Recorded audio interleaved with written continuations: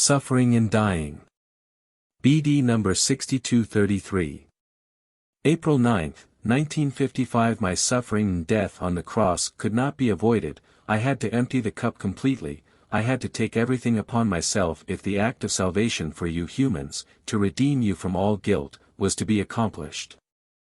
Only the knowledge of your pitiful state persuaded me to make this self-sacrifice, because my heart was filled with love for you.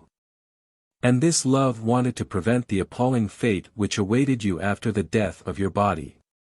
Because I knew of this appalling fate, since my eyes could witness the blissfulness of the kingdom of light as well as the suffering and torment in the realm of darkness, and since my love was for you as my fallen brothers, I searched for a solution to avert your dreadful fate.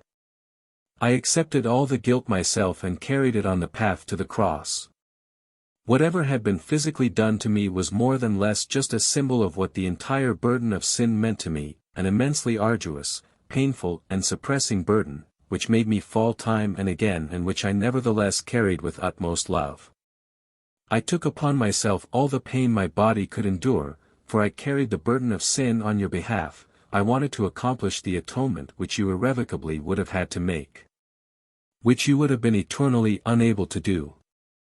I suffered and fought, I truly sweated blood, I looked into all pits of hell, and fear and horror tore my soul apart. I endured everything you would have had to endure yourselves. And my love for you gave me the strength to endure until the hour of death. There is no comparison for my torment, no human being could have suffered to this extent. But I had offered myself voluntarily because I knew that only in this way could you be released from Satan's chains. I already knew in advance what to expect and carried this burden around with me too. I consciously took the path which would finally lead to the cross, but I suffered terribly because of my knowledge and therefore could never be joyful amongst my own. I saw the tragedy imposed on the souls, I saw the futility of their earthly life if I had failed and not brought them salvation from sin and death.